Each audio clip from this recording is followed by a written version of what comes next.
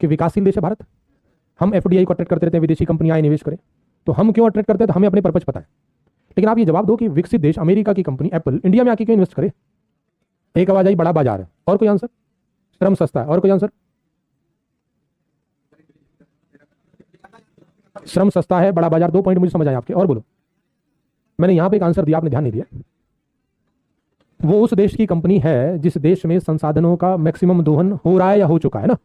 अब वो उस देश में जाना चाहेगा जहां उसको संसाधन ज्यादा मिल पाए, और अगर संसाधन जिस देश में ज्यादा बचे होंगे उस देश में संसाधन सस्ती दर पर मिल जाएंगे। और संसाधनों में एक प्रमुख संसाधन है कौन सा? श्रम। दूसरा संसाधन है भूमि।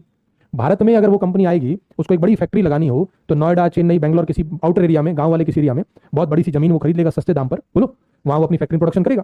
वही जमीन अगर उसको अमेरिका में खरीदनी हो, क्षेत्रफल के दृष्टिकोण से भारत से छोटा है, बोलो, और भौगोलिक समस्याएं भी, कहीं बर्फ पड़ रही है, कहीं बहुत तरह तरह की समस्याएं, कहीं ज्वालामुखी, अगर वो सारी समस्याओं को देखता तो उसे लगता है भारत में उत्पादन करना ज्यादा आसान है। टेक्निकल शब्दों बोले तो भारत वो देश है जहां अभी संसाधनों का दोहन करना बाकी है। भारत वो देश है जहां अभी भी संसाधनों के दोहन की संभावना है। इसीलिए विदेशी कंपनियां भारत में इंटरेस्ट लेती है। तो बड़ा बाजार तो है, डिमांड तो है, लेकिन डिमांड के साथ साथ यहां सप्लाई करने की पोटेंशियल बहुत है।